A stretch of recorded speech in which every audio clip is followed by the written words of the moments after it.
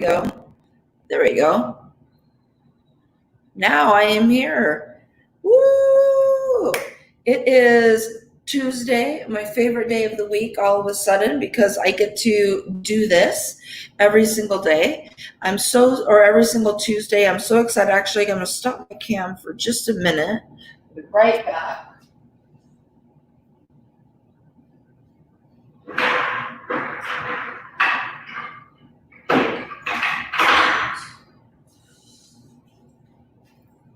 All right, sorry about that. I am back. Today I'm going to probably stand up a little bit. Most people are so used to me being on stage, and I've been getting some feedback. It's like, I like it better when you're standing rather than sitting. And I'm like, well, I don't really know how to do this. So I'm sitting here trying to figure out. So I'm learning along the way how to do this and still be myself. So I'm going to try and do this standing up, but I'm so excited about today's topic. Today's topic is about hiding ourselves and our gifts from the world.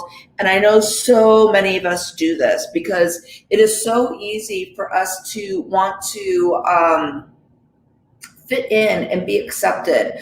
Being accepted is one of the greatest motivators in the world. And you'll see have any of you, type in the comments if any of you have watched that documentary on the Flat Earth Society, if any of you have watched that, or if you're familiar with K-pop or any of that.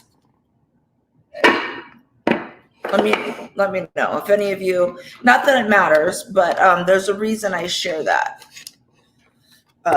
Let me just fix this so the angle's a little bit better to adjust from me standing up. There we go. It's a little bit more of a level. The reason why these groups, they form and they become so big is because they create a community where people are accepted. And so many times, you're like, how can people believe this? Or how can people watch this? It's because people get so good at creating communities where people are accepted. And when you can create a community where people are accepting, they have a place where they can hang out, right? But if we feel if you're kind of an outlier, where I've always kind of been an outlier my entire life, you just kind of feel like you don't really belong in a certain group. For me, I'm going to use an example right now. I'm mixed race. And I grew up a little bit differently than most people of my race, right? And because of that, I have always had a really hard time fitting in. Where do I belong? I don't really belong in this community. I don't really belong in this community. Or just my whole life has always been about just not really being able to fit in. So what happened?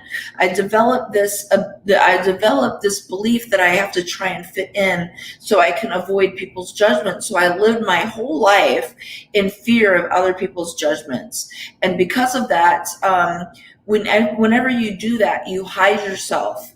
And you lose yourself. And then one day you wake up and you're just like, I just don't feel like myself. And I don't understand why I don't feel like myself. Why don't I feel like myself? Why don't I just feel like myself? And you're trying to do everything to just feel yourself. And what do most people do, right? We go around oh my gosh, I know so many people. I'm gonna go shopping. They've got these shopping shopping addictions. Go out and constantly shop and shop and shop, thinking that if I buy this next thing, I'm gonna find this happiness within myself. If I just get in this next relationship, I'm just gonna go find I'm gonna feel good about myself. If I just get this next job because I don't like this job, I'm gonna feel good about myself. And every single time you do one of these things, you're just hiding behind this facade, this material mirror, right? I talked about this last week when we get stuck behind that. It's at the fair, they have the attraction where you go in and it's got all the mirrors, and you're just looking and you see yourself everywhere, and every time you go up to go find yourself, you just smack yourself up against the mirror and you're like, nope, that's not it. Nope, that's not it. Nope, that's not it. Nope, that's not it. right? And it's hard. Like when we live in a society where like we're constantly being told what we're supposed to do, how we're supposed to look. Oh my gosh, seriously, this is one of the biggest things that like annoys the living hell out of me. I was listening to something it was a while back, but anyways, this woman, she's like, oh, this little girl, she's a ASU college student on the radio. She's like, oh my gosh, I have to spend all of her tuition money to go get her body to transform her body, and every 10 years, the magazines and the media tell us women how our body is supposed to look. So this woman invested all of her tuition money to conform her body the way it's supposed to look to be accepted out there in the material world. But then once she's done with college, we're going to have this new idea of beauty, and she's going to end up having to take out those butt implants that she got, those breast implants that she got, because now we know that these breast implants are making everybody sick. And then she's got to go on this rediscovery process again of trying to figure out who she is. Right? So today we're going to talk about why we hide ourselves and our gifts from the world, and dive really, really deep into this subject. And we all do it. We all fall victim to it. And sometimes we're really consciously aware of it. I could name I could name so many people right now that I know, that I've had this conversation with within just like the last few days. And I can name like a bunch of situations in my own life. And I'm going to talk about that a little bit later. But first, I just want to say welcome, welcome, welcome to everybody here on the call. I'm so excited. Like I said, I just came off of an amazing telesummit with a bunch of really amazing speakers, and so my energy is really high. And Forbes Riley, who I was wanting to hire to speak at one of my events, was on there, and I was really super excited because she in the comment box called me breathtaking. So my energy is like nice and high now because I got that beautiful comment, or compliment. So I'm going to just receive that right now, and I'm not going to hide that from the world. I'm going to celebrate, and then I'm going to give that to you guys right now. Woohoo! So we're going to have a lot of energy. We're not going to hide anymore. I'm not going to hide on a stool, because for me, I love to move around. Everybody who knows me, I talk with my hands a lot, which I used to. People used to, you talk with your hands a lot. So I'm like, well, what am I, has anybody watched that movie Talladega Nights? Or not, it wasn't Talladega Nights. It was Anchorman. And he's like, what do I do with my hands? Put them down.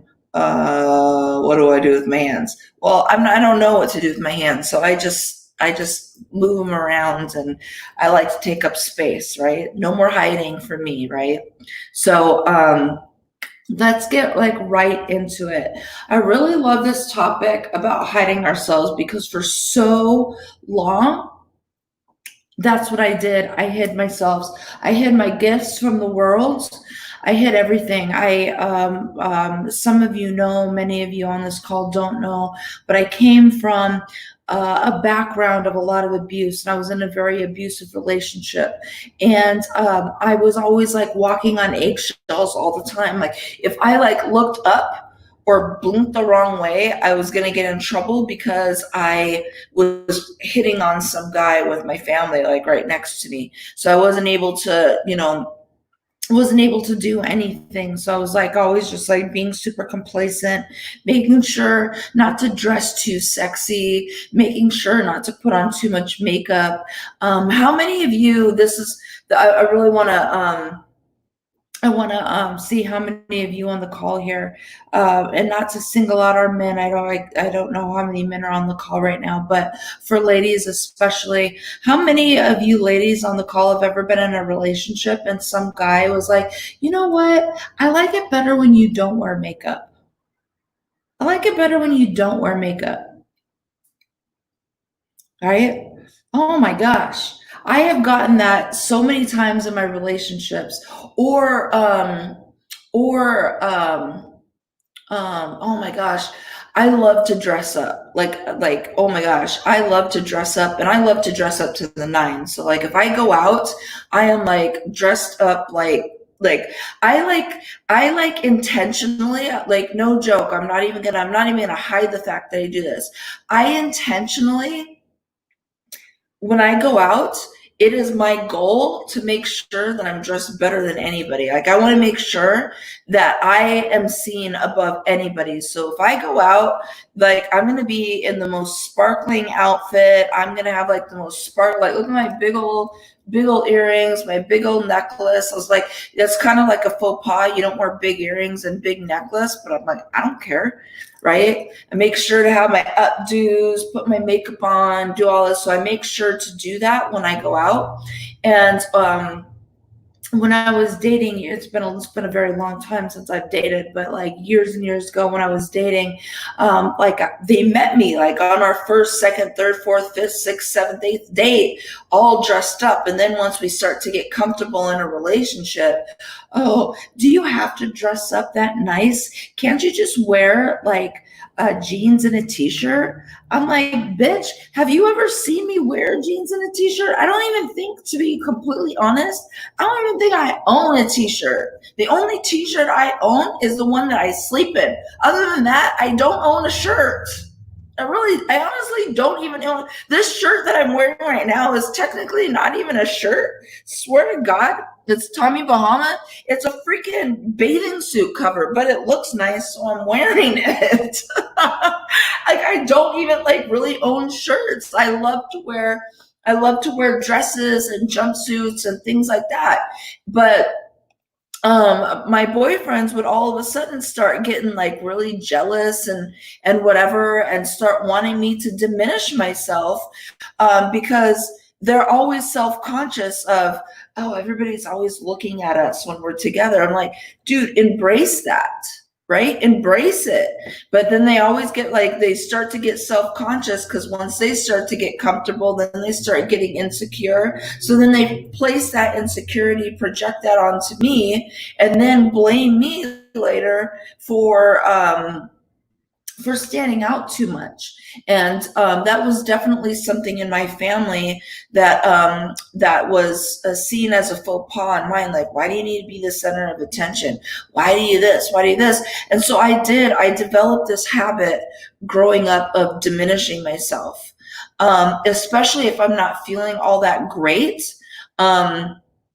And who I am, I'll like go into phases where I won't wear any makeup. I won't do my hair at all.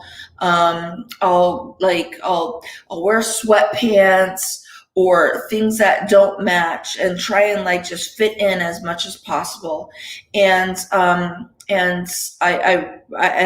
notice myself when I do that. When I first wrote my book, I wrote a book that launched June 30th of last year. And when I was writing my book, I've been wanting to write this book for years, but I was so afraid to write this book because I was afraid of, if I said this information in this book, that it was going to be too much for my family, if I shared my background of abuse. So I was afraid, like as I was writing the book, and I was holding myself back quite a bit. And then it wasn't until I sent the book off to the editor, and the editor is like, you got to go in deeper here. You got to go deeper here. I'm like, oh shit.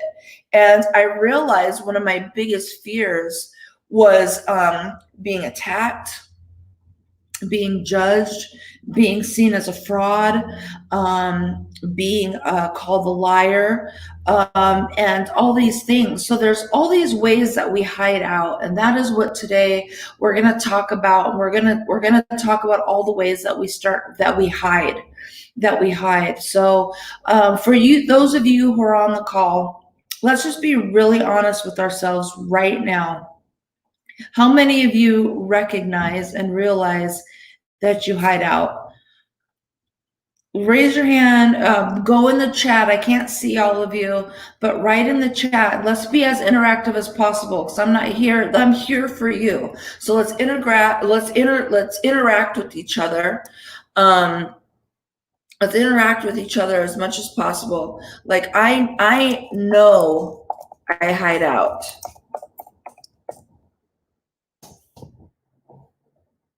I know that I hide out. I know that I did. One of my friends, she's like, I call her my guiding star, because she is my guiding star. She is absolutely, for sure, my guiding star. And that beautiful friend of mine is on this call right now. But she's my guiding star because she calls me out on my bullshit all the time. I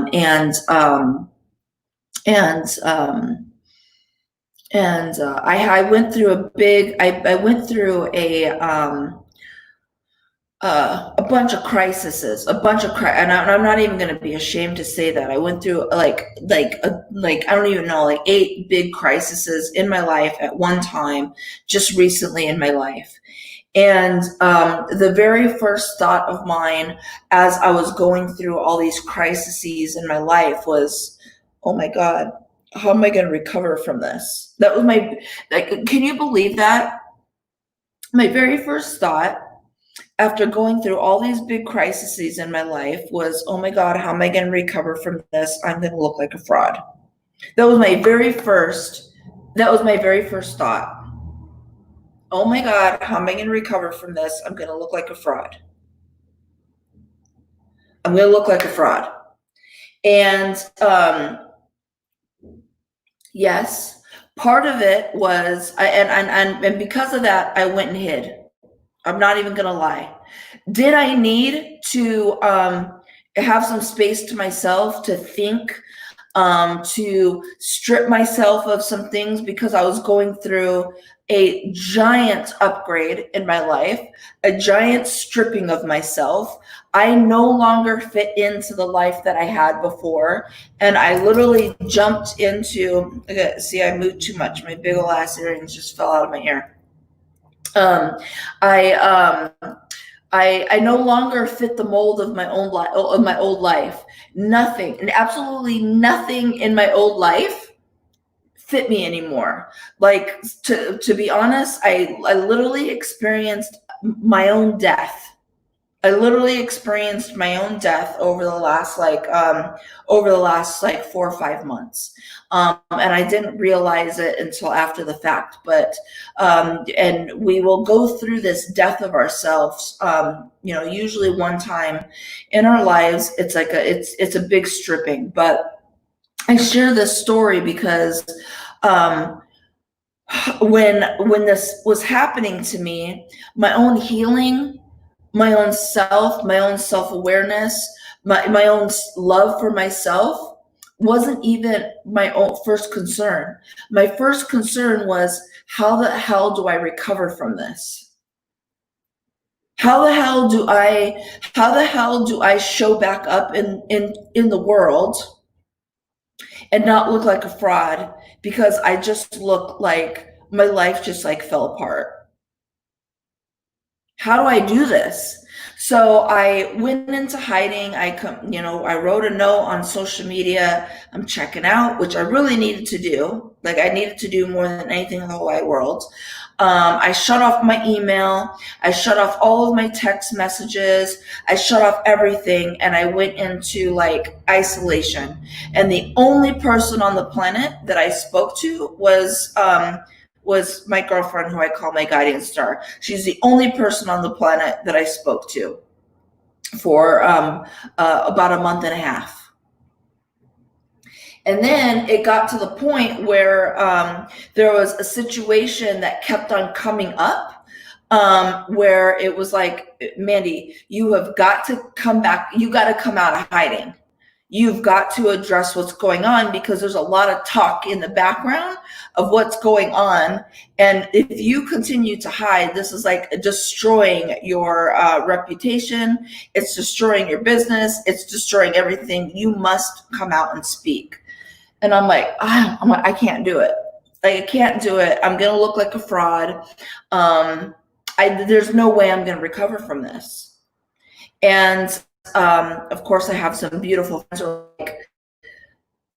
like, you got to come out, you got to speak. And my stomach is getting like all these knots in my stomach, all everything in my tummy. And I was like, I can't do it.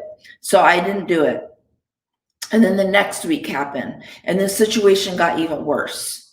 And then I've got like, oh my gosh, and one day I got like 6 calls from like 6 different people.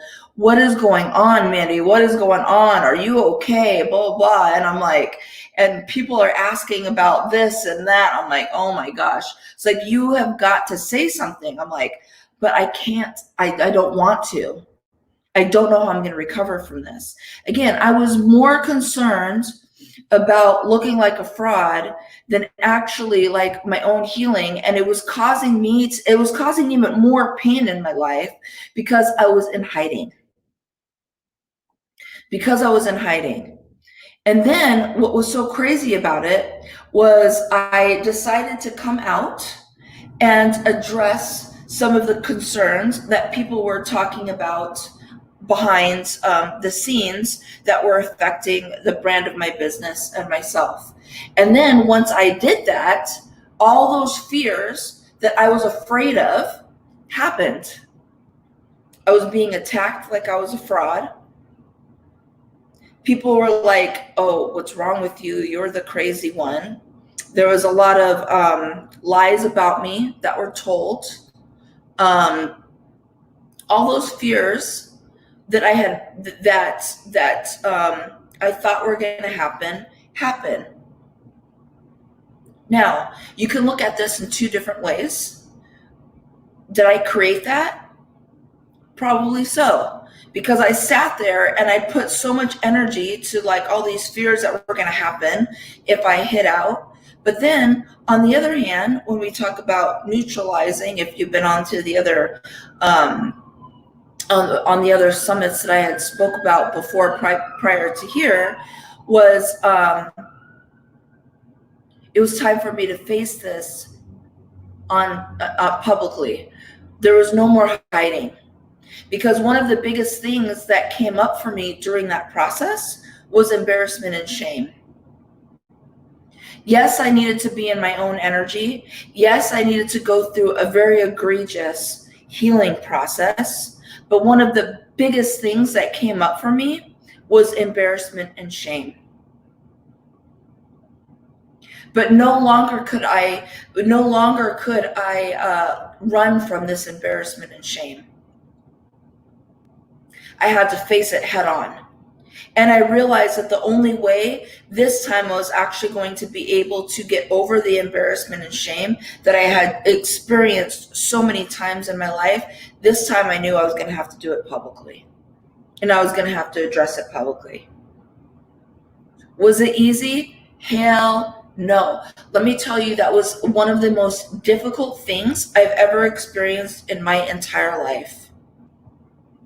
Was to deal with that embarrassment and shame, like publicly. And I had all these reasons, and it sounded so good. It sounded really good. All these reasons to hide out.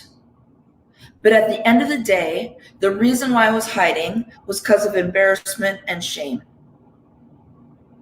And then because of the embarrassment and shame, it made me realize why I attracted that particular relationship and that particular person in my life in the first place, was to bring up those deep-rooted fears of embarrassment and shame. Why do I share this story before we really dive deep into this topic of hiding out? We all have our reasons for hiding. We all have our reasons for hiding.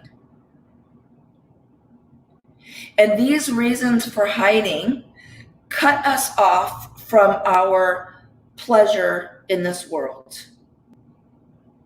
The reason why I chose this topic today was I was having a talk with my girlfriend the other day, and I can't remember what she said. She had said something to me, and then as soon as she said it, tears just started rolling down my eyes. And I realized, it's like, oh my God, because of this running pattern that's been going on in my life of hiding. I think this is what it was. We were kind of talking about, um, I was like, I really wanted to show people as I was going through that process of healing. I really wanted to show people my raw emotions of me going through it, that I'm not perfect, that like even the best of us, I've been able to speak on stages all over the world. I have been able to serve people all over the world. I've got students literally like on almost every continent. Like there are days where I have to get up at like 4 o'clock in the morning because I've got clients.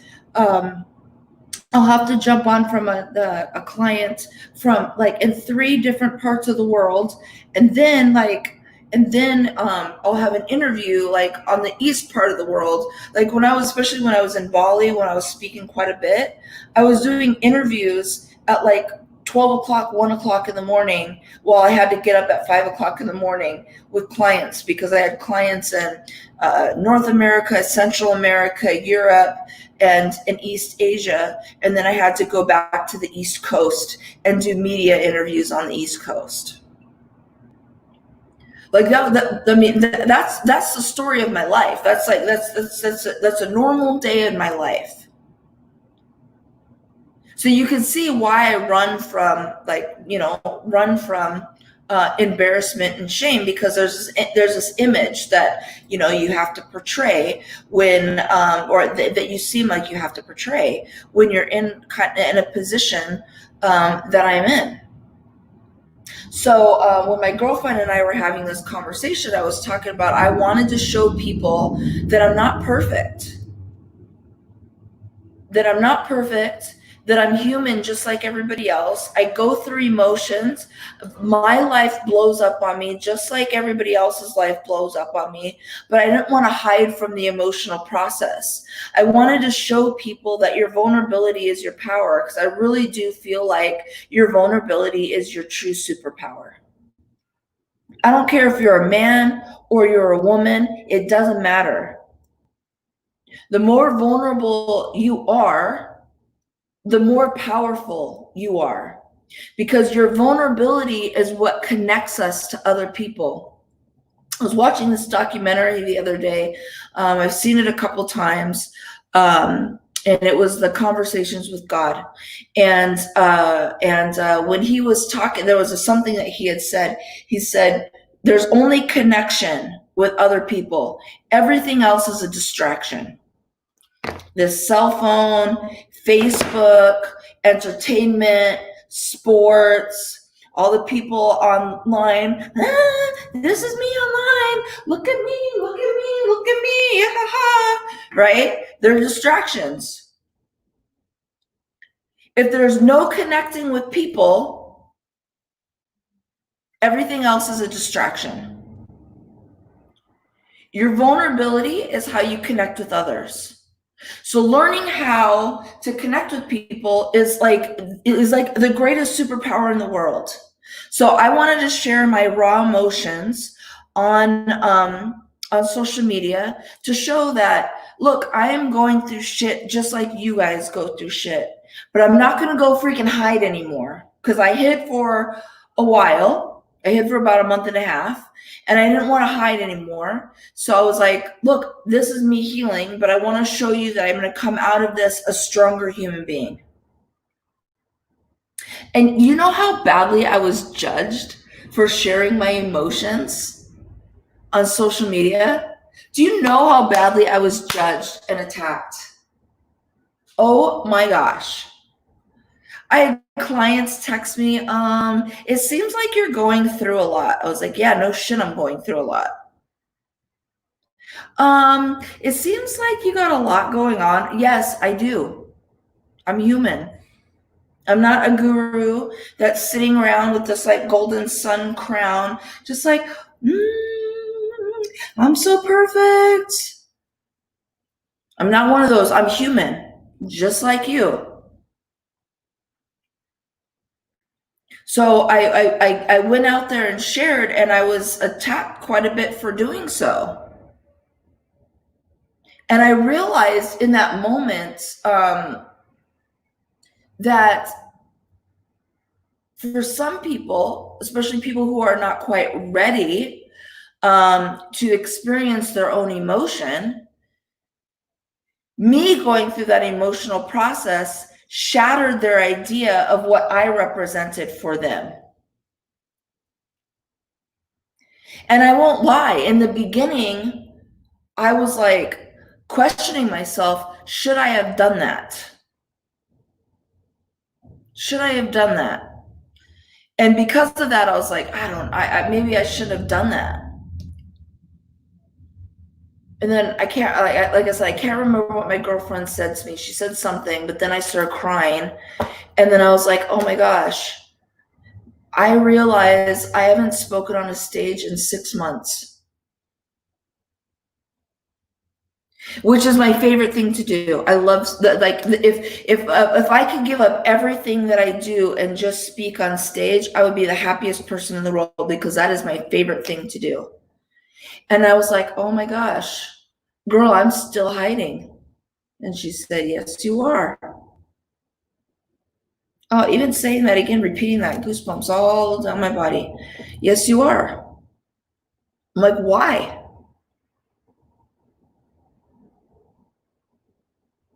Because someone triggered me and said I'm not supposed to speak, because I was threatened. If I speak, I'm going to sue you for slander. If you speak, if you share your experiences, what happened over the last few months, I'm going to sue you for slander. Telling my friends behind my back, oh, Mandy has no idea what's coming at her, because she has no idea I'm building up a slander lawsuit against her because she's sharing her truth and she's speaking her truth. She's sharing her experiences. So I'm going to sue her for slander.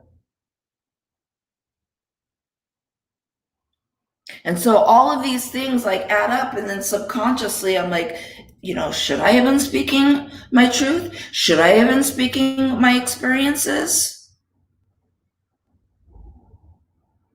Who am I to share my experiences? Maybe I should just go on this, this is what I was telling myself. Maybe I should just go on this. I was saying, I was like, if I had like the perfect year, if I could literally plan out the perfect year, I would literally just hop on a plane, go to Peru for like a whole year, and just go on this self-love journey for a whole year, and just cut myself off from the world, like social media, all my friends, all my family, and just disappear. But then I asked myself, is that really a self-love journey? What really is the intent behind wanting to have this perfect year of going to Peru, studying shamanism, and falling madly and deeply in love with myself?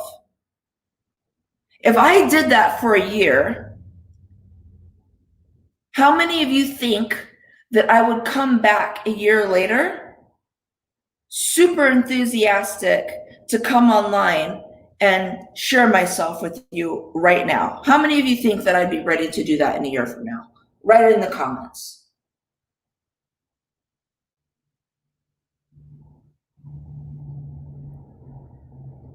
Do you think that I would be more ready and more apt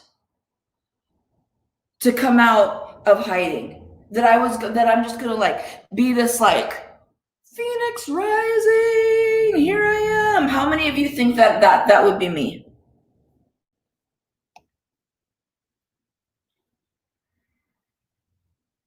Nope, not at all. Not at all. I'd probably come back, right? I'd probably come back and be this person, convince myself that I don't need to be out there, that I just need to just stay in hiding, and then just need to continue to do whatever and continue to avoid all this stuff, because who am I to disappear and then come back, right? It makes things worse. So what I realized in that moment, the ultimate self-love that I can give myself is to share more of myself. I am a fucking human being. Not every relationship that I get in is supposed to be forever. Whether that be a personal relationship, whether that be a business relationship, whether that be a romantic relationship. Am I to be judged for that? Do I need to go hide out because something happened, because somebody expected something of me? Absolutely not. So we're going to be diving like so deep into the different ways that we hide ourselves, the different ways that we diminish ourselves, and how we can rise above and overcome the judgments of other people, and how we can spend every single day in our truth. Because this is the way I like to live my life. I like to live my life for me. And for so many years of my life, I didn't do it. For so many years of my life, I didn't do it. Somebody wrote in here, I hate taking selfies. Do you know, to this day, I have a hard time taking selfies in public. I was like, oh, I don't want people to think I'm narcissistic, so I won't take selfies. You go through my phone, like, I was like, even if I do take a selfie, I'm like, that's a horrible photo. That's a horrible photo. That's a horrible photo. Like in the early days of me speaking, I didn't even record. Like, this is when I should have been recording every single speech I gave for content. I would be like even like a million times further ahead in my career if I was collecting a ton of content in my early days of speaking. I didn't even share many times that I was speaking places. Because like, oh my gosh, what if somebody that I know might show up at one of my speaking engagements? What if somebody I know might show up? So I'd rather like speak in front of like strangers than somebody that I might know who loves and supports me. How weird is that? And then like, I wouldn't record because I didn't want to go back and like hear my own voice or see myself, because I'd be judging myself. Oh my God, I kind of look fat right there. Maybe I shouldn't have worn that outfit. Oh, I don't like the sound of my voice. Oh my gosh, I said like. Oh, I should have said this. So I didn't record a lot of the things, or I wouldn't go back and re-watch anything that I did, which would of course made me even a better speaker. So there's all these ways that we diminish ourselves, and we don't even recognize that we do it. So I am going to bring on a beautiful guest that I have on with me. She's one of my speakers for Alter Ego, and her name is Erin Galling. She's an amazing leadership expert and coach, and she talks about confidence. And we were having a conversation the other day, and I was like, confidence has a lot to do with why we hide out, why we hide out. And so I'm going to bring her on, and we're going to just have an open discussion about hiding out and confidence. So let me see if I can bring her in. Add to stream. Hey, Erin, how are you? Hello, I'm great. How are you? Can you hear me? Maybe I need to mute. I can hear you. Okay. Yep, good. I can hear you perfectly.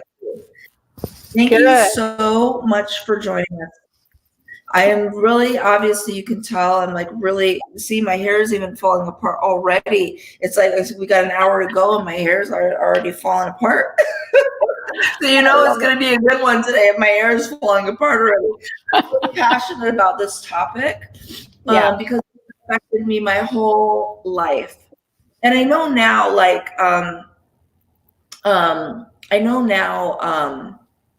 people look at me and they have a hard time connecting to like that confident. But Mandy, you look so confident.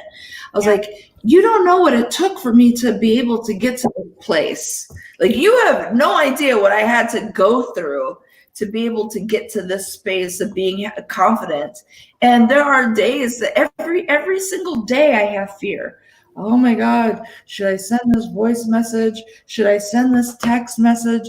Should I do this? Every day, confidence is a practice. Yep. So I'm going to go ahead and let you introduce yourself. And thank you so much for being on. Yeah, great. Hi, everybody. Thank you for having me on. My name is Erin Galding, as she said before, and I am a leadership coach, and I focus a lot on confidence. And I have a series that I'm doing right now called the Confident Life series. And as we were talking, or you were talking, you and I think, have talked about this before. One of the things that I noticed for myself, hold on, let me turn off this air conditioner, excuse me. One of the things I noticed for myself growing up was a little bit of a different area of where I hide. And I hide, I feel like I hide my light and my gift. So I was always in the spotlight. You know, I was a dancer. I was on the stage. I was always performing. I was always just like adorned in that way. And I thought, no, none of this is me. Like, I always felt like I was performing, not really being me in my light, like it was a performance. So somehow I got in the habit of ducking under the real me and just performing. Everyone's happy and smiling and really excited about it. But I'm not really being me in my greatness, if that makes sense. And I would say that that is the biggest area that I hide. And they're really kind of the same, but it shows itself up for me a little bit different. And especially as a coach, you know, if I'm hiding and not showing myself and letting my own light out, then how am I helping my clients? You know, I had to figure that one out kind of really early. Yeah. Because that's pretty much my job. Absolutely. I shared this quote on the last conference. I shared this quote on this last conference, and there's usually another quote that I like to share, but this one I was like, you know what, I really want to share this one. It was, if knowing yourself and being yourself were as easy to do as to talk about, right? Because in coaching, most people like, oh, I could talk about this all day long, but it's like, if knowing yourself and being yourself were as easy as it is to talk about it, right? There wouldn't be nearly so many people walking around in borrowed postures, sprouting secondhand ideas, trying desperately to fit in rather than to stand out. And we see that so much in leadership and in coaching. Oh my God, I've done this in relationships. I've done this in business. I've done this so much. We're so like, we think that we're being different, but really we're just looking at something that's worked and we're just like trying to fit into somebody else's mold. Exactly. But we're not desperately trying to stand out. The key to flip it on its head, to actually become truly successful in your life, which goes to one of my other favorite quotes. I got this from an Avengers movie. You're always going to fail at being the person you're supposed to be. The true measure of success is how well you are at being yourself. And how well you are at being yourself is desperately trying to stand out, but not in an ostentatious sort of way, which it could be if it is true to you and if it's not in a place of being self-serving, but it's a place of service. And it's an integrated, really coming from the heart. So I love that you share that. Yeah. And it's a little bit of a different, I guess, spin on confidence, because I've always been confident, but in a way that I didn't have to share anything deep. I didn't have to share anything that was real to me. I didn't have to really do all that much to still get that same attention, and everyone was fine with it. And so that was kind of an eye opener when I discovered that I was really hiding my own light. Yeah, I had like a really intense meditation journey a couple months ago, and that was one of the things that came up. It wasn't like it was something that I didn't know, but this Right. meditation that I went through was very, very special. But it was like how many times we follow these false lights, and Yes. we don't even realize that we're doing it. Right. Because Right. it seems like it. So when you go online and let's say you go on Facebook, right? And you're scrolling through Facebook and somebody has this beautiful quote, right? This guru has this beautiful quote and they're giving you this like beautiful advice. You're like, oh, that sounds great. I'm going to live my life by that today. That's false light. That's not Right. your light. Right. Yes, that is really good. I'm glad you brought that up because as you were speaking earlier, I thought, curious, Corona is having all of us hide. We have to hide in the house, wear a mask. And then if you're one of the states where Corona is opening up a little bit, you probably got hornets, Sahara dust. There's something. It's like we're in a hiding state right now. You could look at it either way. It's really kind of going in and rediscovering yourself. But then how do you reintegrate yourself back into society where you're talking to people again? You just got used to looking at people through their masks and looking down at the ground as you're shopping through the grocery store. Like at what point and what does it take to kind of open yourself back up again to make those connections? Oh, absolutely, absolutely. Like that's how I always I see the world and I look at the world. I know I see the world so much different than most people because I look at the symbols. Like I know that life isn't what we think it is. Like this water jug, right? It's Right. not what we think it is. It represents something, Right. Everything represents something. And so when we look at like the bigger picture of things, and I see how we had a lot of people out there in the world, like the world right now is moving into a world of consciousness. We're moving out of the world of information and we're moving into the world of consciousness. And consciousness, especially through our millennials, is expanding because our millennials see the world a lot different than our baby boomers. So now there's a clash. And the millennials are a lot more conscious and aware and Mother Earth friendly, things like that. And so all of a sudden it's like, okay, we got to shut this shit down, right? Yeah. And this isn't conspiracy theory talk. No. Like this isn't conspiracy theory talk. This is what's happening in the world right now. And so it's like, so what do? We develop a political system that's so divided. It's so divided, so far left, so far right.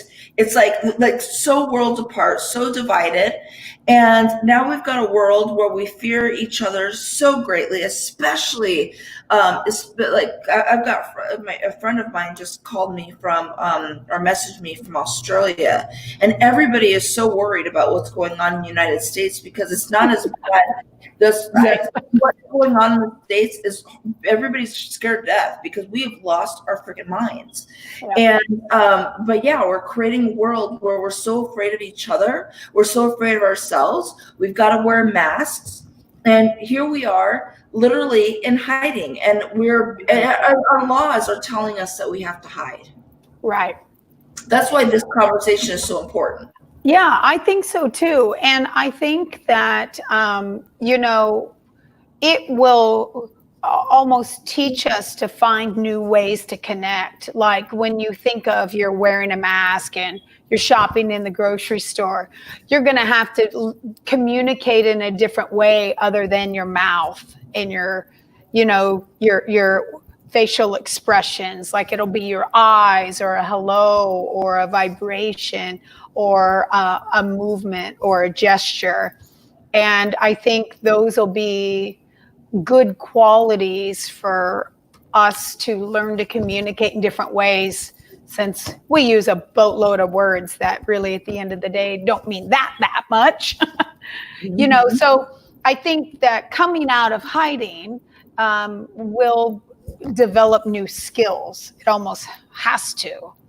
Absolutely.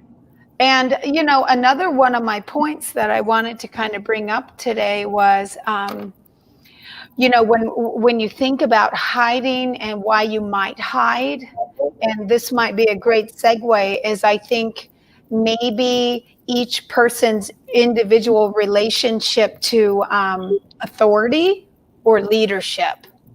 Like, do you rise above and think you're one that, and you tend to speak and be the authority, or do you tend to bow down and not speak because it's not what you consider your own role to be? Like, what are your thoughts on that? I think this is a great time to talk about leadership and how that affects our hiding. Oh my gosh. Absolutely. This is a beautiful topic because you know, when you show up, you know, one of the things that I share, I think with every client I've ever spoken to, I always give this analogy. Imagine walking into a room. You want to be that person who, when you walk in the room, you have no, like, there's no words, there's no nothing. You just walk in the room and everybody in the room is like, who's that? Like, you want to be that person who's like, who's that? Right. And you didn't say a word. You just like, people just like feel your energy, right? That's leadership. When you can naturally be able to just show up in a room and you could just like stand out. But how do you do that? Because it takes a lot of confidence to be able to walk into a room and just own it like that. Like, it's like, it doesn't matter how many people are in there. It could be 2 people. You could be like in just like a, you know, it doesn't matter, but you just know who the leader is. And especially for women, this is a conversation that constantly having with women. Well, how do you show up as a leader, you know, when you've got men around, like all these men, and then all of a sudden, you know, like we naturally want to see the man as the authority figure. So it's like, how do we, like, you know, how do we show up? And to be honest, it comes down to like one thing: confidence. Confidence.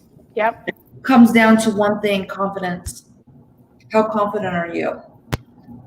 Well, and I think if you know your own relationship truly, like maybe a place to look for people, if you know your own relationship to how you view authority, like you're in a crowd of a room, an old classroom, like when we were in school and the teacher's saying something, are you one that raises your hands, let other people speak? Like, if you understand your own innate relationship to authority, then I think you're a choice. At least you can decide. You can change that if you want to. You can, you know, you've got choices. You can at least be a choice when you know where you stand with that, and then start building the confidence and you know, some ways on I guess how you could start doing that, if that's, you know, we all want that confidence in our own life to take up space, as you always say. Take up space. Absolutely. You know, it's one thing that this is one of my favorite things that I taught my kids. Like, my kids would come home, and they would have a conflict, let's say with a teacher or something, and I'd be like, deal with it. And they're like, but mom, I'm like, no, you can deal with it 3 times. And if you've addressed it 3 times and it hasn't worked out, then I'll go in there with you. Right. But believe me, my kid, you guys can kind of see my personality. My kids are like, Yeah. want my mom dealing with that, because my mom's going to come in and she's going to set the teacher straight. She's going to set me straight, and everybody's going to be set straight. So my kids are like, oh my God, I'm not letting my mom go in there and deal with the situation like that. Like my kids, if I had my daughter right here, that's exactly what she's saying. You do not want my mom in there, like handling that conflict, right? So every time, almost every time, my daughters would have to deal with conflict on their own. And they would always get it, you know, like I can only remember 2 times I actually had to go in, and, you know, like, especially my youngest daughter, she had a choir teacher who was like, your daughter, she's too this, no, that's not, that's her innate gift. It's her innate gift. You know, even when she was going to college, she was like, Mom, what should I do when I go to college? I said, you know, Celeste, the only thing I could see you doing is wearing like an absolute power suit. And every time you walk in the door, everybody just tucks their tail between their legs and pretends they're working. She's like, Mom, it's so funny that you said that, because my teacher said the same thing. And she said it like so matter of fact. And she was like contemplating on it. And I was like, well, of course the teacher said the same thing, because that's what I, you know, taught them to do. But, you know, but when it does come, but, you know, like, all kidding aside, we, you know, when it comes to like authority and leadership, our voice, Yeah. our throat is the only way we're ever going to get what we want out of the material world.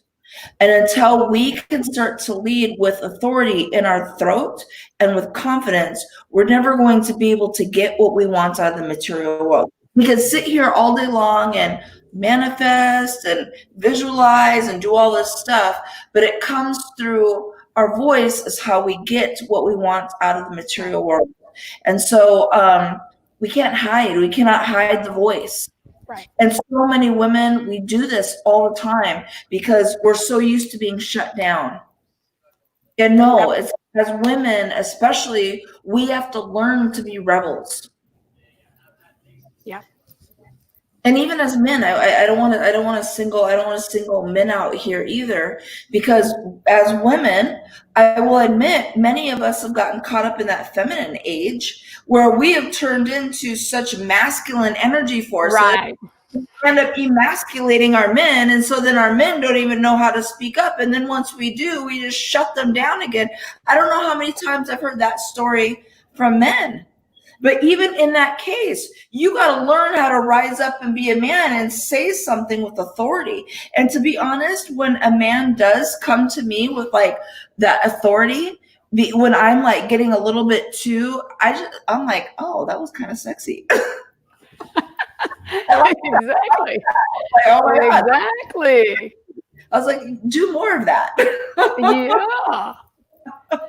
Well, and just like when you were talking earlier about everything that you've gone through, you know, really, you know, sharing what your experience is caring about other people. And what if the one word or the one sentence that you say or the one thing that you're going through is that very thing that really gets this other person just like, that was it. That was it. I can relate. I can, you know, just sharing and not hiding is sometimes really the gift that might just be that thing. 1,000,000%. If you don't share your experiences, Yeah. if you just sit there and share like the superficial, which is what I see so many people do, especially in leaders, but I can't, because if one of my favorites, it is my favorite. I'm not even gonna lie. This guy literally compared me to Jesus and Gandhi. I was like, you can't get a better testimonial. You can't get a better testimonial than that. But one of the things that made this that testimonial so powerful was I was teaching at a workshop, and this guy was like very combative like during the workshop, and the topic ironically was on vulnerability, and he had a coach that had told him that you only share with people you can trust. And I was like, well, that's complete bullshit. And, I didn't say it was complete bullshit, but I was thinking it in my head. And I was like, but, and he was like, he was arguing with me that that was true. And I said, well, do you mind if I challenge you on that? And he said, go ahead and try if you want, like all this attitude about it. And, when you're on stage, let's say you've got like 1,000 people, or it doesn't matter. You got 9,000 people in the audience. It doesn't matter. There's usually somebody walking around with a mic. And then, like let's say you're giving a keynote speech. At the end of your keynote speech, a runner is going to go and hand out the microphone and ask questions. Yeah. And somebody, this happened to me once, this woman gets up and like is just bawling her eyes out from something that I said on stage. Just like literally like bawling her eyes out. And the only way I wasn't going to be able to just like read something from a book or give her a nice quote. The only way I was going to be able to move her out of that fear that she was feeling in that moment was to share a personal story. And then walk her through that, because it connected her to be able to at least get her to a place of reasoning so she could understand where I was coming from. Because she could not understand. Well, I can't remember what it was because it was a while. It was a couple of years ago, but she couldn't wrap her mind around the concept I was sharing because of her own pain. So I had to connect with her pain, but the only way I could connect with her pain was by sharing my story. But could I trust her in that moment? No, I don't even know who this woman is. Yeah. I know nothing about her. Right. So if I chose in that moment to hide out, right, would I be able to have helped her obtain that breakthrough that she needed after paying good money to see me speak? Right.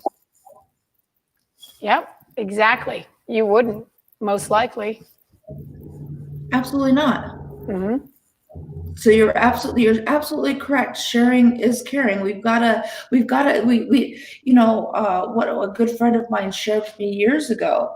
It was like, look, you call it whatever you want. It doesn't matter. I just use the word God. It makes sense for me.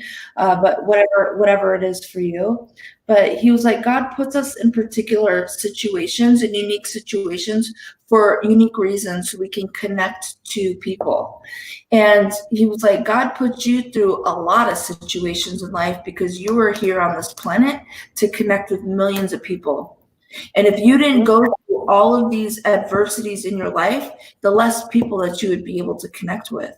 So you had to go through all of these experiences in your life so you can connect with a lot of people because you were here to be big. I love that. And that is so true. And you think of all the times that you've maybe been in a group situation, maybe at the office where you're in, corporate meetings, any kind of group situation where you know that you might have something that you can contribute. There's a question on the table, a problem that is looking for a solution, and you're brainstorming or something. And all those times that you didn't speak up because you just didn't want to be that one that just interjects. And you didn't want to be the one that everyone's like suddenly looking at going, oh, that was off the wall, or whatever it was. Some judgment coming back your way. That's hiding too, my friends. Absolutely it is. Absolutely it is. So Erin, I know that you have a series that you're doing. What is it? How can people reach out to you? How can people continue to have this conversation on confidence with you? Very good. They could meet me on Facebook. I'm on Facebook under Erin yeah, my name's up there somewhere. Erin Galding, or eringalding.com is my website. I'm in the process of revamping it, but I've still got one that you can reach me. And yeah, so I'm doing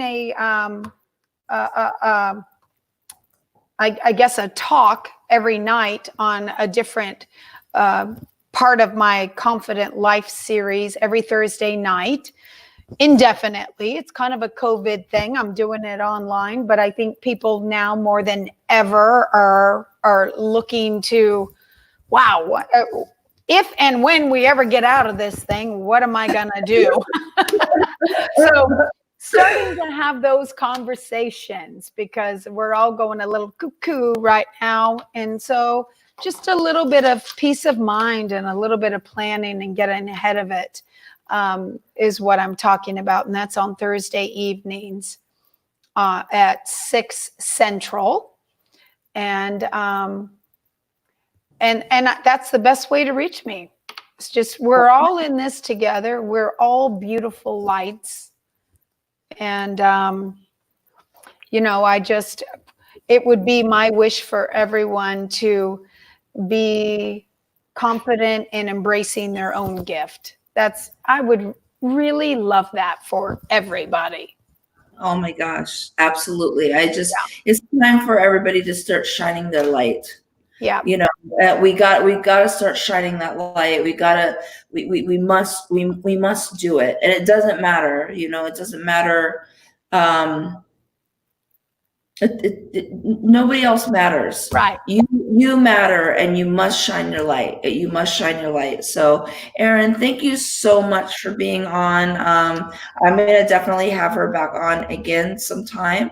But yeah, definitely connect with Erin on Facebook or on eringalding.com and join one of her Confident Life talks. I'm definitely going to be on watching that sometime. And so thank you so much for having this conversation. Thank you. I love you. Oh, all right. Talk soon. Sisters right here. I know it, right? All right. Bye. Bye. It was such a great conversation. I just love having these open conversations. It's easy to just hear me speak, but it's nice to be able to have these conversations. And I'm just, you know, one of the things that I really wanted to dive in, one of the things I really wanted to talk about was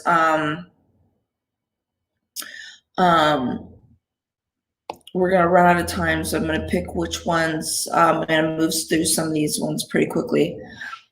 This concept of doing the work. This is where we hide out the most, especially those who have been doing a lot of personal development work on themselves for a while.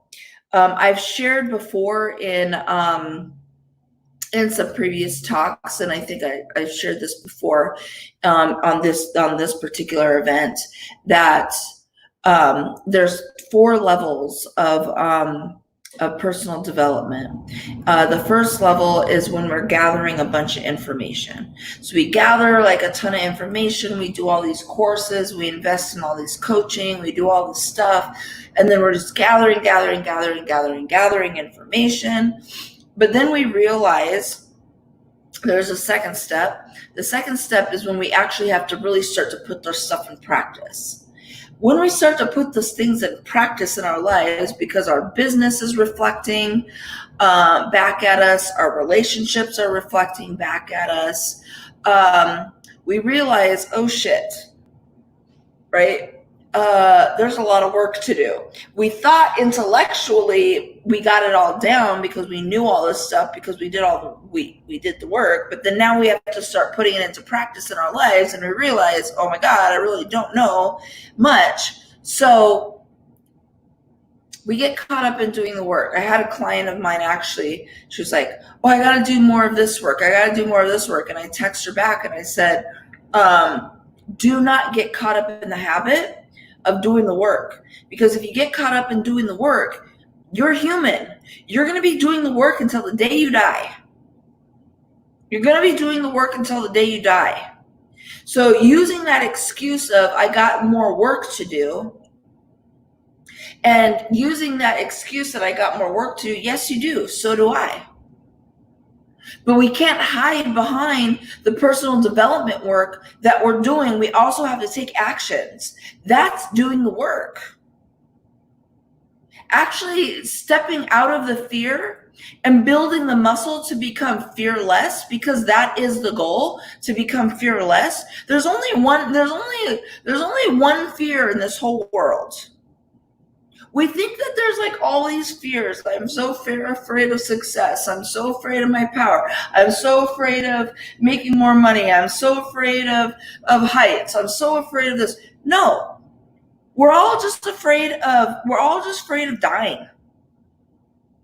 It's our fear of death. And that doesn't even necessarily mean a physical death. It's the death of ourselves. That's what we're afraid of. So we hide. And we love hiding behind that word fear. Oh my God, we just love it. Well, I can't do this because if I spend this money, then this is going to happen. Well, if you invest in yourself, you're going to actually obtain the life that you want.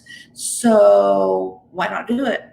Well, because, I've got this to do, and I got this to pay, and I got this to do. And it's just an excuse to hide.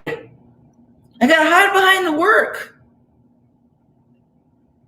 Oh, I can't take this risk in life because if I take this risk in life, then, it's like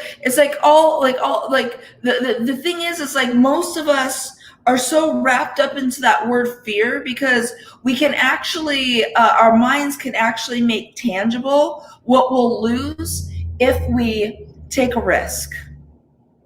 But our minds can't wrap our head around what we're going to gain because we can't see it yet, so we can't measure it. But our mind can measure what we'll lose. So we love using fear as a way to hide rather than to step into our own power. We love that excuse. Well, if I take this step, I can't measure what I'm going to gain because I haven't seen it yet. So I'm going to look at my past results or what other people have done. I can measure that. So I can easily justify using this excuse of fear to hide behind that so I don't actually step into my true potential. So because of that, I'm going to go ahead and choose the relationship that's safe. And this time it's going to work. Like I promise you guys, this time that toxic relationship that I've been continually getting into my entire life, this time it'll work. Because I got a better mindset this time. It's just going to work. Rather than this person that might be a little uncomfortable, right?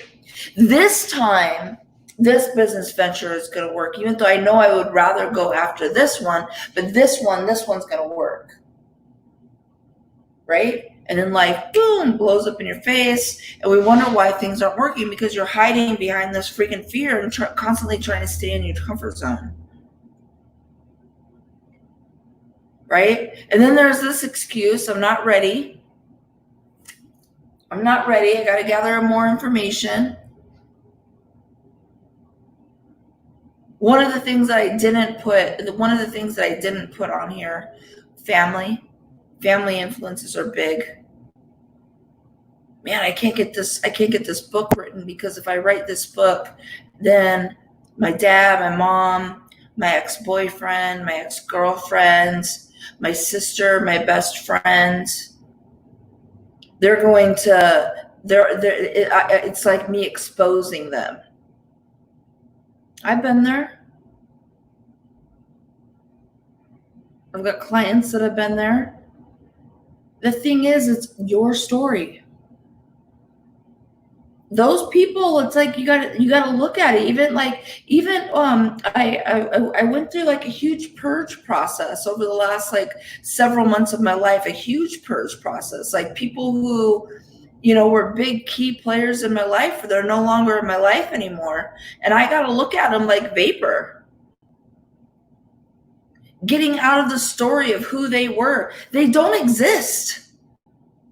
I created this movie in my life for them to reflect and show me something about myself to make me a more powerful human being.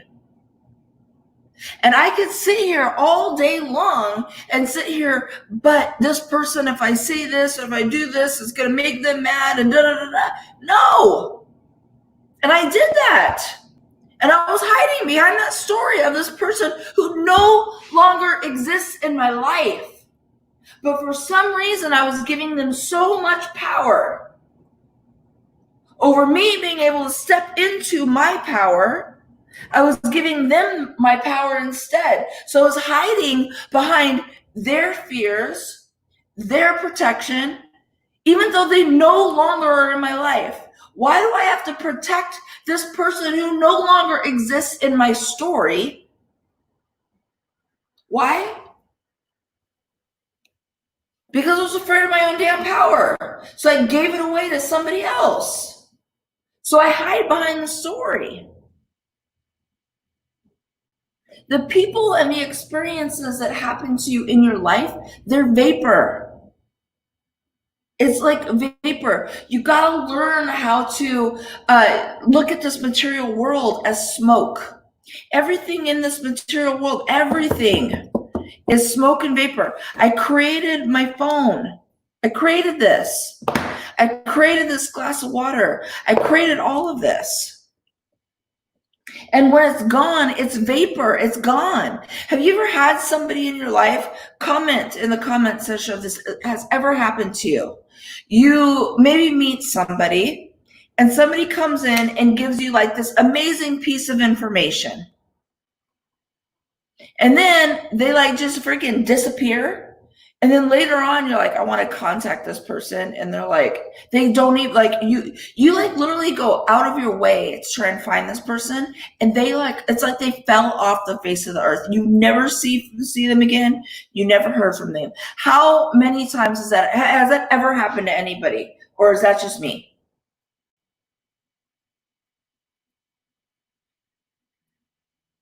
Vapor, guys, it's vapor. We constantly tell ourselves these stories about other people to prevent us from actually getting out there and sharing our gifts. And we got to recognize where we're giving our power away. And then the last thing I really want to touch on is how we do diminish ourselves. How we do diminish ourselves. There used to be a time where I was like, I'm dressed and I'm like, oh my God, I'm probably like really overdressed. Now, if I'm going somewhere, I make sure to be overdressed. I'm not going to diminish myself or hide myself anymore. But I used to do that. And I'm consciously aware that there are situations that I still continue to do that. But every single time we do that and we don't share our light with the world, every single time we hide behind something, every time we give our power away to something or someone, again, there's so many ways that we do this. You know what? I don't really want a committed relationship. I just want to have fun. But deep down inside, you know you want a committed relationship. But you tell everybody, nah, I don't want to. I just want to have fun. So you hide behind sex and meaningless relationships. But knowing deep down inside, you yearn for like a deep, loving relationship. But you diminish that part of you so you don't get hurt. Well, all my other relationship failed, so history shows itself again. So I'm just going to say that I don't want a committed relationship because I don't want to say that, because if I do say actually I want a committed relationship, what if it doesn't work out? So I'm just going to hide behind meaningless sex and meaningless relationships. But deep down inside, I really want that. That's hiding.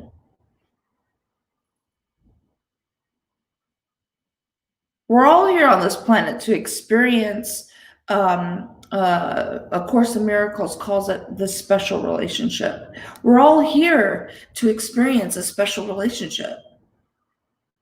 But realizing that all those other relationships that come before it, it's like literally sculpting us and making us ready to actually receive that relationship so we can experience that ultimate tantric pleasure that we're all here entitled to. But it doesn't mean all the ones before, they didn't work out because they were preparation for the big thing. So it's okay to admit that that's what you want. I really want to step out into the world. I want to be a big global influence. Who, and then you got people, who are you? Who are you? I'm a big fucking deal. I'm here to take up space in this world. Don't question who I am. Who are you? I know who I am. Don't let the opinions of other people diminish who you are. Stand in that truth. Know who you are. We're all here to take up space. We've all gone through these experiences in our lives to help shape us to become a big presence in all areas of our life. And in order to become like the most, in order for us to become the most powerful versions of ourselves is for us to turn on all the light switches. I used to use this analogy quite a bit. I haven't used it in a while, but imagine your body being covered from head to toe in Post-it notes.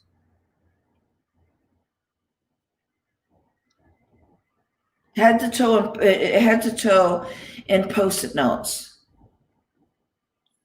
And everything written on this Post-it note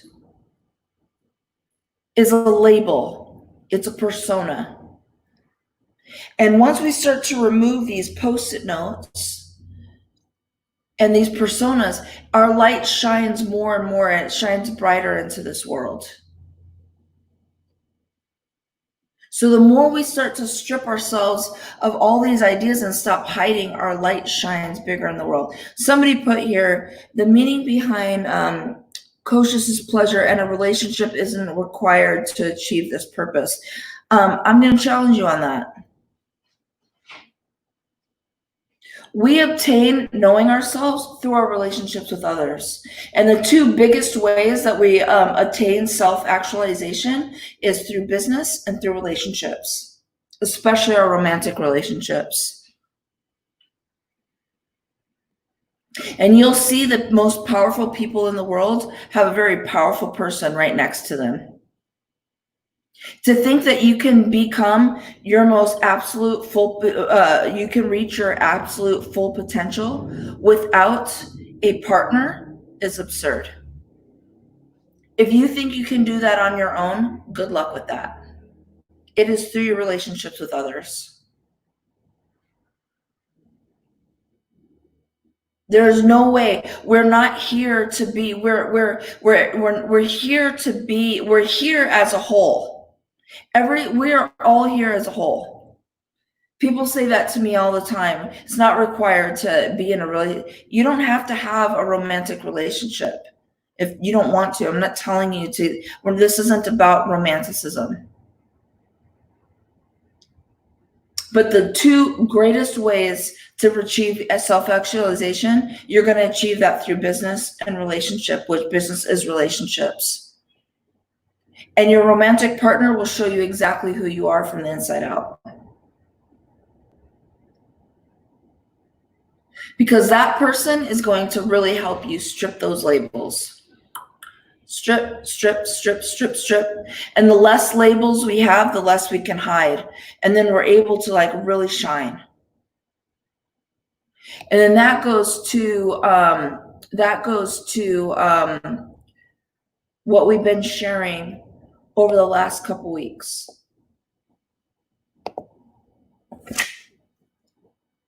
It's the 3 Ps. Everything comes down to pain, passion, and pleasure. Everything comes down to pain, passion, and pleasure. And once we're able to start removing these labels, which some of them are painful, many of them are easy.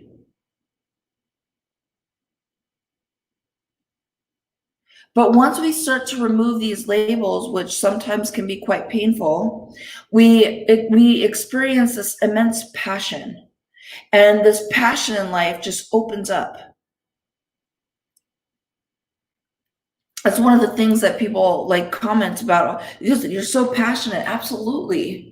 I'm constantly working with my emotional body. And as I work with my emotional body, this passion for life just starts to unfold for me. And I realize more and more and more things. Like when I left my abusive relationship years ago, like almost a decade ago, I started to go on this process of learning about myself. And I was like, I didn't even know I liked that. I didn't even know I liked that. I didn't even know I liked that. So I went on this journey, and I went on this journey of like knowing myself. It was like the most amazing, most beautiful thing in the whole wide world, because I was like all these things that I didn't even know that I liked to do. And then through the passion of these new experiences, I was able to experience pleasure that I've never experienced before. I didn't even know I had this inside of me, and it was so amazing. It was so amazing.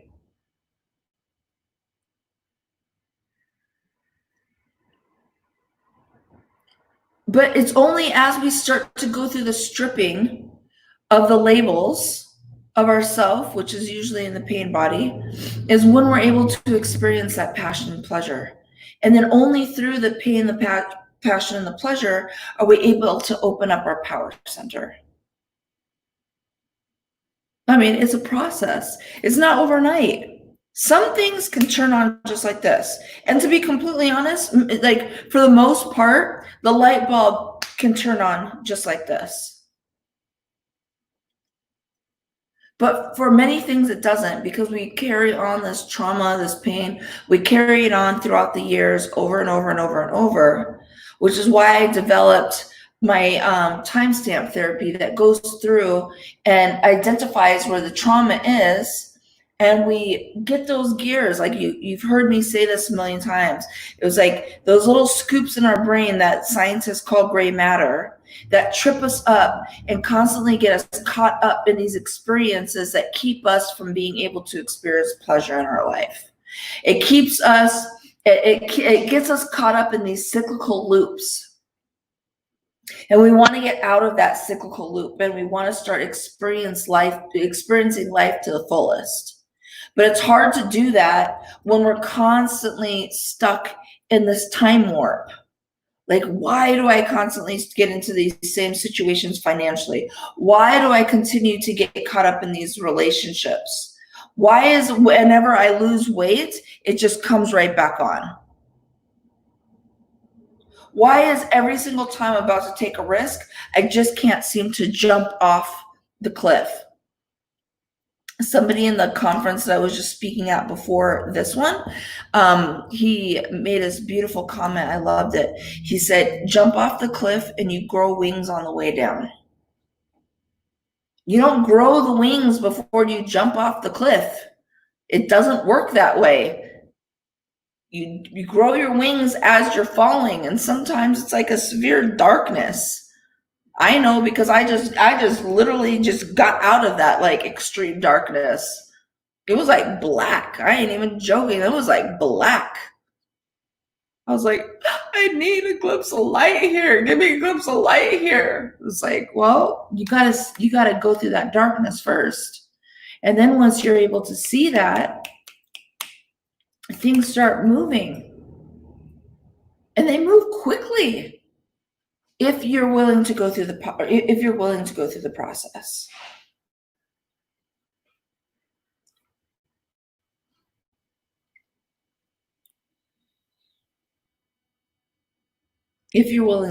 process. So I am just so excited. These Tuesdays are so amazing, and I just love being a part of it. I love sharing my time with you today. If any of you on this call, my offer is the same. We've got, if you would like to identify what that loop is that you go through. I am offering a one-to-one session where where we're going to identify what that loop is that you continually go through. They affect every single area of your life. And we'll identify what that loop is. We'll identify what those two primary soul gifts are and help to see if we can't get you in a place where you can get to the next level of your life.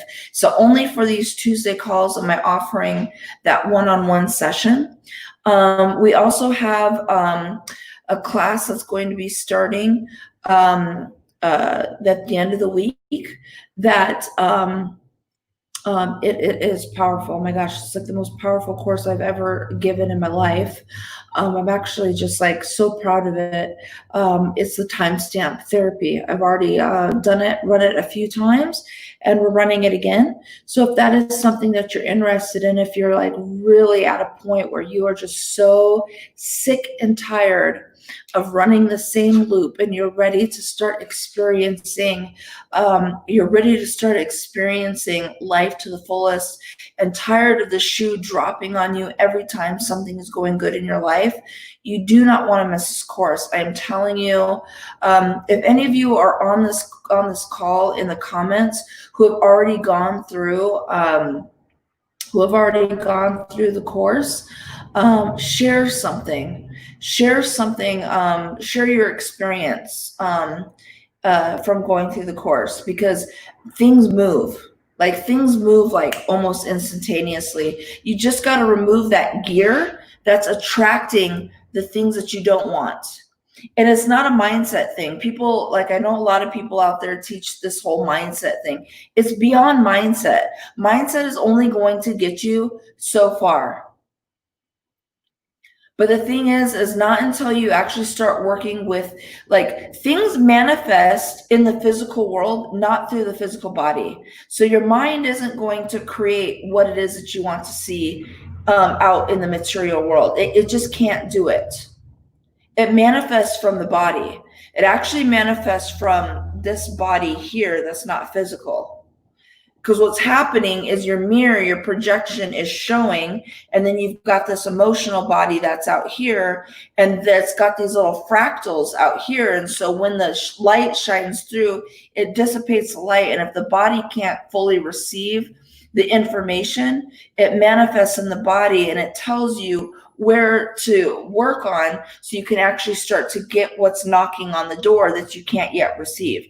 That's why it's like, I've been doing this, I've been doing everything right. I've read every book, I've hired every coach, I've gone through every program, I've done everything, and I don't understand why I cannot seem to break through the ceiling.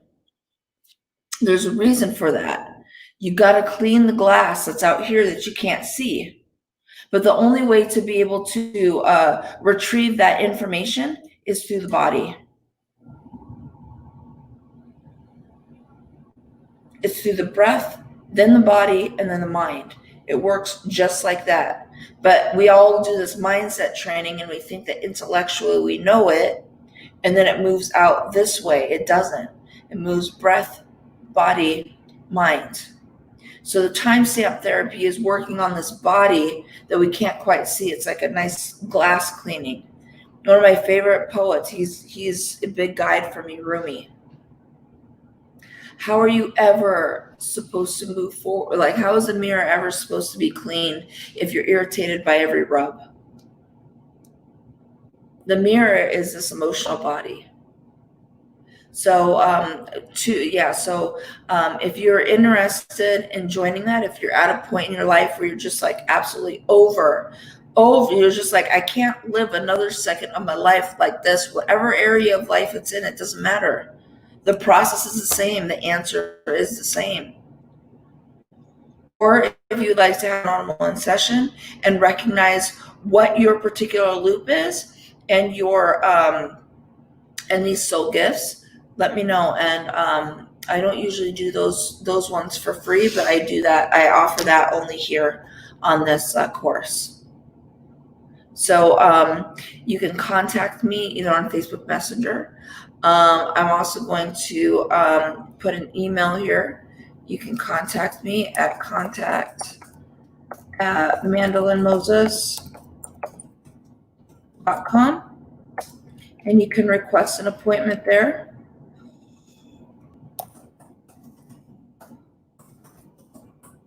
mandalinmoses.com. And I just wanted to thank you so much. I want to give my gratitude for everybody who's been on this call, who's supported me. Some of you guys have been with me for like the last, like since 2. So it's been what, 3.5 hours, because you were on with me on the other conference, and then you were here. That is such a great investor. I just appreciate, because that's a big time investment, and I really do appreciate that. So thank you so much. Like I just love everybody's love and support. Watching me grow, watching you grow, us growing together, working together and collaborating. This is just such a beautiful experience. And I just want you from here on out, it doesn't even matter. Stop hiding. I'm just going to leave you with this. Stop hiding. I want you walking around the world like just declaring, I'm a big fucking deal. Like I am a big fucking deal. Because you are. You are a big deal. So stop hiding. The world has been waiting for you to show up. The world right now needs you to show up more than ever. So it's time for us to show up. It's time for us to be big presence in the world. Are there going to be people out there who are going to try and shut you down? Yeah, but you know what? They're weak. They're weak, spineless, greedy little beasts who don't have a spine of their own, who want to latch onto your spine, and they want to latch onto your power because they know that you're a big deal.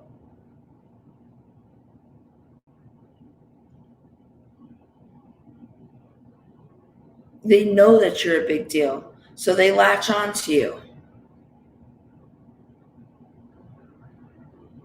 The same person who was going to try and question me before.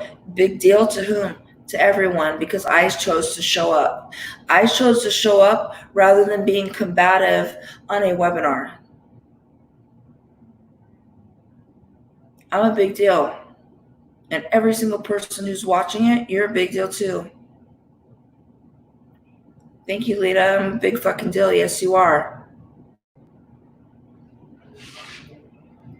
Everybody here is a leader. And there's a lot of people who are waiting for you to declare that, because your story and who you are is going to help serve somebody, even if it's just one person. What a comment is that? A big deal to whom? Even if it's just to one person, are you seriously going to question that? If that triggers you, well, then you need to go look within why you're hiding yourself and why that triggers you. There's 7.8 billion people on the planet. We're all here to serve somebody. So declare that. I'm super excited to see many of you later this week on the timestamp therapy. We're going to be going through that, and we're going to be going to be really diving into